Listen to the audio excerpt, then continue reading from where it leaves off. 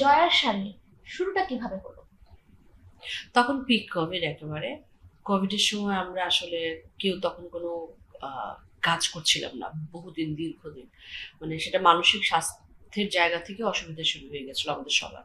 তো একটা সময় গিয়ে আমাদের ডিরেক্টর আমাদেরকে বললেন যে আমি একটা ছবি করবো, বা ছোট একটি ছবি করবো আসলে। প্রথমে এলো কয়েকটা লাইন, তার যে এটাকে আমরা একটা শুট করব, কি হয় আপনি আপনার বাড়িতে বসে ইসে শুট করবেন, ওই মোবাইলে শুট করবেন, আমরা এখান থেকে ডিরেকশন দিব।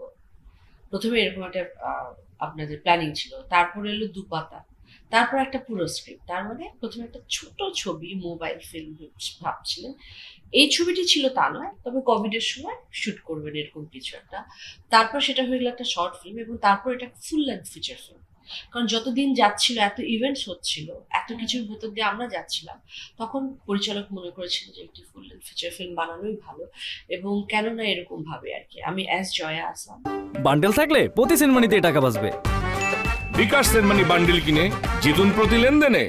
সেখানে অভিনয় করছি, এবং আমি কি সিচুয়েশনের ভেতর দিয়ে তখন যাচ্ছিলাম। আপনারা শুনেছেন যে এটা দুই নারীর গল্প।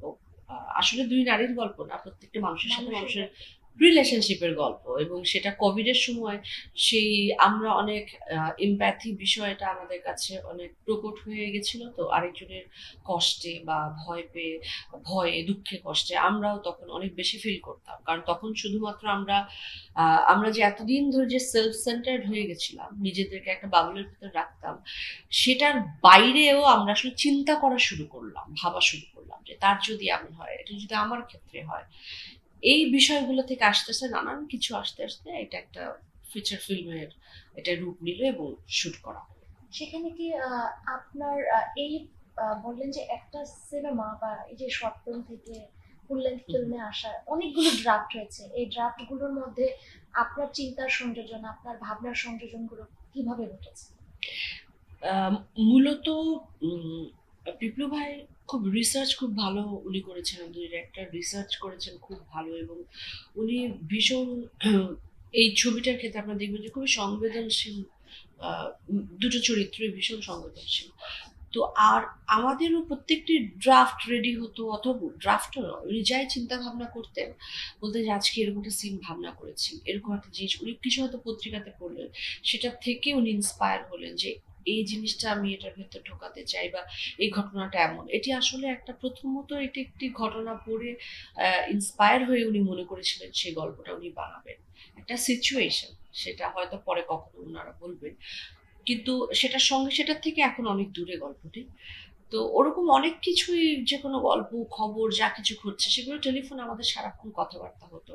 এটা এমন হচ্ছে, এরকম ভাবে আমরা ভাবতে পারি, কি ভাবতে পারি, নানান রকম আলোচনা হতো। তো আমাদেরও একরকম ভাবে মানসিক ইনপুট সেটাই ছিল। আহ, আরো একটি ক্যারেক্টার রয়েছে এখানে, আপনি ছিলেন এই যে দুটো চরিত্রের। হুম। আহ, মানে শুরুটা তো দেখা গেল যে আজকে আপনি শুরু করলেন, কিন্তু এই দুটো চরিত্র একসাথে মিলতে আসলে কতটা সময় লেগেছিল? বিকজ ঘরের মধ্যেই সবকিছু তখন, অত বেশি হ্যাঁ, অত ক্যামেরা ছিল না, আয়োজনের নিজে ঘনঘটা নেই। না, ক্যামেরা ক্যামেরা ট্যামেরা তো ছিল প্রপার ভাবেই proper। শুটিং হয়েছে, শুটিং ইউনিট দিয়ে উনি শুটিং করেছেন। কিন্তু সাধারণত ধরুন একটা ফিল্মের সেটে প্রায় 100 জনের মতো ইউনিট থাকলে সেখানে অনেক কম দিয়ে আমরা শুট করেছি হয়তো। আর দিনের সংখ্যাও কম, সেটা একটা সুবিধাও ছিল যে আমাদের বাইরে কোনো আউটডোরের তেমন কোনো সিচুয়েশন ছিল না, আমরা সিং সাউন্ডে শুট করেছি। তখন একেবারে কোভিড এর সময় আপনার মনে আছে কিনা, কোনো একেবারে নিস্তব্ধ থাকতো সমস্ত কিছু, সেইটাকে কাজে লাগিয়ে আমরা সিং সাউন্ডে শুট করেছি। এবং চরিত্র সেখানে দুটো। আপনারা জানেন যে মঞ্চের একজন আহ, খুবই শক্তিশালী অভিনেত্রী, মহসিন আক্তার, যাকে আপনারা মঞ্চের শিল্পী হিসেবেই জানেন। তার ফার্স্ট ডেবিউ ফিল্ম হচ্ছে এটা। তো এটা নিয়েও আমার একজন আর্টিস্ট এবং প্রযোজক হিসেবে আমার একটা ভালো লাগা আছে যে ওর মতন একজন শক্তিশালী কাউকে আমরা লঞ্চ করতে পেরেছি। আমরা চাইবো যে ও সামনে আরো অনেক ভালো কাজ করুক, যেমন করে আহ, আমি দেবীর সময় শবনম ফারিয়াকে লঞ্চ করেছিলাম, আপনাদের যদি মনে থাকে। তো আমি চাই যে আসলে ও অনেক ভালো অভিনেতা, ও আরো অনেক বেশি ভালো ভালো কাজ করুক। যে বললেন সেই কথাটি যে ধরে জানতে চাইবো যে এই যে আপনি নতুন অভিনেত্রীদেরকে আনছেন, মানে এটা কি আপনার মানে দেবী থেকেই এটা হয়েছে, নাকি সবসময় আপনার মধ্যে এই ধারণাটা ছিল যে আপনি ভিন্ন ভিন্ন কাজ করবেন এবং ভিন্ন ভিন্ন আর্টিস্টদেরকে লঞ্চ করবেন? এটা কি ইন্ডাস্ট্রিকে এগিয়ে নেওয়ার জন্যই কিনা বা নিজের ইচ্ছা কিনা? সবার ভিতরে তো সুপ্ত ইচ্ছে থাকে একটা বড় পর্দায় কাজ করবা, সুপ্ত ইচ্ছে না, এটি আলটিমেট ইচ্ছে থাকে যে একজন ফিল্মে কাজ করুক কেউ। তো আহ, আমি সুযোগ করে দেওয়ারও কেউ নেই, আমি কিছু নেই, ওরা যার যার প্রতিভা দিয়ে তো ওনারা কাজ করেন। জয়া শারমিনে যে শারমিন চরিত্রটি করেছে সেটা আমাদের ডিরেক্টরেরই পুরোপুরি কৃতজ্ঞ।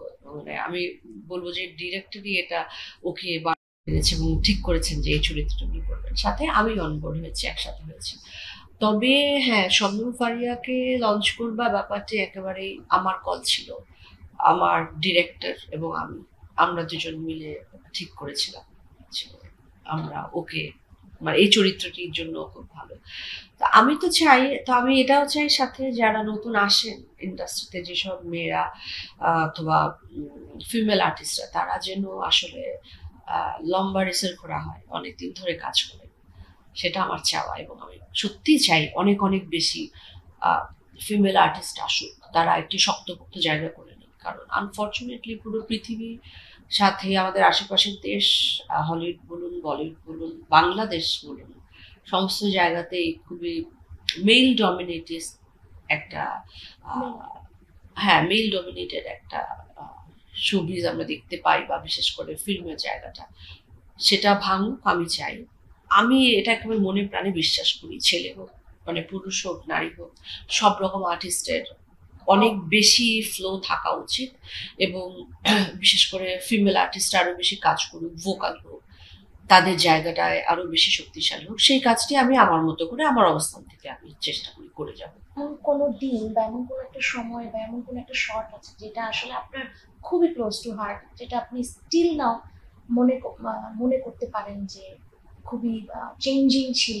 এরকম কোনো বিষয় প্রত্যেকটা জায়গাতে তো ঘটে। অনেকগুলো সিচুয়েশন আসলে তখন খুব আমরা রিয়েল একটা টাইমের ভিতর দিয়ে যাচ্ছিলাম। তো এই ছবিতে আপনারা যা দেখতে পাবেন সেগুলো আসলে কোনোটাই অভিনয় নয়। মানে অভিনয় যখন করি তখন যে সেটা অভিনয় থাকে তা নয়, সেটা আমি বিশ্বাস করে করি, সেই জীবনটা যাপন করি বলে করি।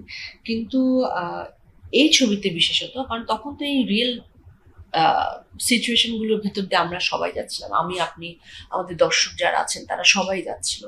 অনেক কিছুই আমি বাড়িতে নিয়ে এসেছি, সেগুলো যখন আপনারা বোধহয় যখন দেখতে পাবেন তখন আপনারা রিলেট করতে পারবেন। আমি খুব খোলাসা করে দর্শকদের কিছু বলছি না, কিন্তু অনেক কিছুই আছে যেগুলো আমার মনে হয় দর্শকরাও দর্শকদের সিটে বসে আবার ওই জায়গাটায় যাবেন, যারা হয়তো যাদের হারিয়েছেন, বাড়ির কাউকে হারিয়েছেন, কাছের কাউকে হারিয়েছেন, যারা নানা রকম মানসিক অবসাদ বা মানসিক স্বাস্থ্য নিয়ে ডিল করতে হয়েছে যাদেরকে, তারা অনেকেই অনেক কিছু রিলেট করতে পারবেন আসলে।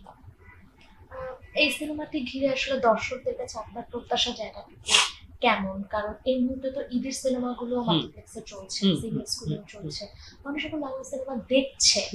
তো এই জোয়ারে আসলে এই সিনেমাটি আসা মানে চ্যালেঞ্জিং মনে করছেন কিনা ঈদের সিনেমার সাথে? না, একেবারেই চ্যালেঞ্জিং না, এটি খুব পার্সোনাল ছবি, আগে বলে দিয়েছি। এবং এটি খুবই খুবই ইন্টিমেট একটি কাজ আমাদের পুরো টিমের জন্য। আর সব রকম ছবি দর্শক দেখুক, দর্শক যত বেশি ছবি দেখবার চর্চায় থাকবে তত বেশি আমাদের ইন্ডাস্ট্রির জন্য লাভ হবে। ইন্ডাস্ট্রি লাভবান হলে আমি ব্যক্তিগতভাবে লাভবান হব, আমি প্রযোজক হিসেবে লাভবান হব, আমি আর্টিস্ট হিসেবে লাভবান হব। তাই আমার সবচেয়ে সবকিছুর উপরে বড় কথা ঈদের ছবি, ফর্মুলা ফিল্ম, বাণিজ্যিক ছবি, মিডল ছবি, আর্ট হাউস ঘরানা, শর্ট ফিল্ম, সমস্ত ছবি আপনারা দেখুন। মানে দেখবার চোখটা তৈরি করুন। এবং সিনেমা নিয়ে দেখবার পর কথা, ভালো মন্দ খারাপ, ভালো জয় ভালো করেনি, জয় এটা এমন করেছে, এমন, এই চর্চাটা জারি থাকুক, এই চর্চাটা হোক। আমরা খাবার টেবিলে বসে একটা সিনেমা দেখে এসে মা বাবা সবার সাথে খাবার টেবিলে বসে আলাপ করি যে আমরা এই সিনেমাটা দেখলাম, ভালো লাগলো, ভালো লাগেনি। এই সিনেমা দেখবার, বই পড়ার, এই যে একটা চর্চা, এই চর্চাগুলো থাকুক। Time is changing now, of course change হচ্ছে, এবং আমি চাই যে এই চর্চাটা থাকুক এবং আমাদের ছবিটাও দেখবার যথেষ্ট লোক আছে। এবং এটা সবাই এই সিচুয়েশনের ভেতর দিয়ে গেছে, এটা দেখবে দর্শক, যতটুকুই দেখেন সেটুকুই আমার, আমি সেটাতেই খুশি। মানে নানান রকম প্যালেটে নানান রকম ছবি থাকবে, দর্শকের মতো পছন্দ করে নেবে। Thank you Jaya.